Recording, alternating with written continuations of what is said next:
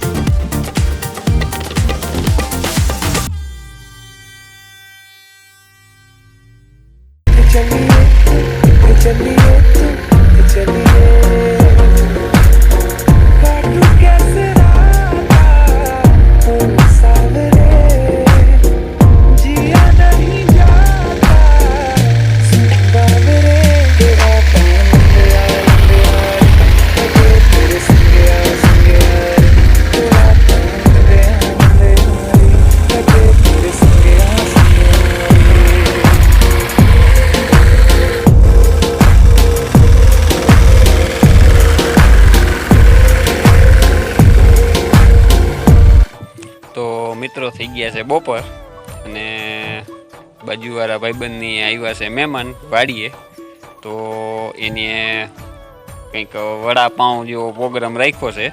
તો અમારે 2 જણાને જવાનું છે અહીંયા જમવા. તો અમે તો અહીંયા જમવા બેસતા હતા, પણ હવે એનો ફોન આવ્યો છે તો કીધું હાલો તો અહીંયા જઈ આવી. અને અમને ત્યાર માથે જડતું હોય ત્યાં સુધી તો અહીંયા ખાય એવા સહી નહીં. સારું સારું જડે તો કોણ ખાય ભાઈ, અહીંયા કોઈ ના ખાય. તો હાલો જઈ આવી. અહીંયા કામ ચાલુ છે બનાવવાનું, અમે પૂગી જઈએ અહીંયા બપોરા કરીશું.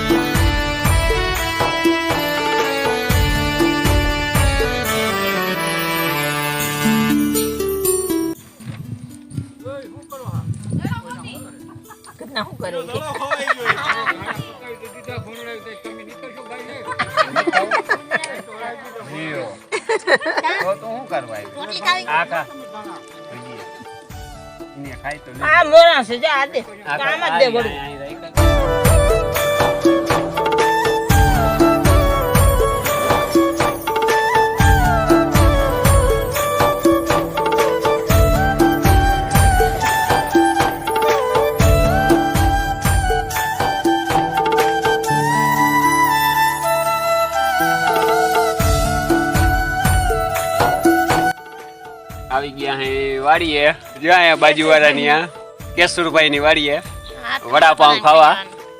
જો અહીંયા ખાવા બેસી ગયા હે. બચ્ચા પાટીએ ખાઈ લીધું હે, જે આમાં રખડે ધાણામાં દેખાય તો. બેઠો છું તે આમાં દેખાય તો નહીં. અને અમે બધા ખાઈ હી. દડો ખોવાઈ ગયો હતી, દડો ગોતે હે. યાર વડાપાઉં હે ને આને શું કહેવાય?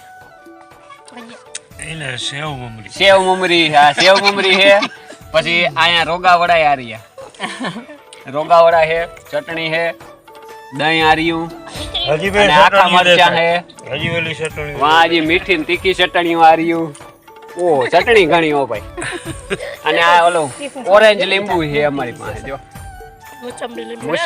મુસંબી લીંબુ રાખ્યું. અને આ સિંગદાણા, આ મરચા વાળા ભજીયા, અને આ સાસ.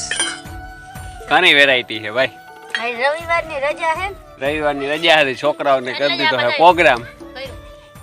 કોઈને ખાવો હોય તો કેશુરભાઈ ની વાડીએ છે, આજ અહીંયા આવવાનું છે. કાયમ તો હું કહું મારી વાડીએ આવવાનું, આજ કેશુરભાઈ ની વાડીએ છે, એટલે આજ અહીંયા આવી જાજો.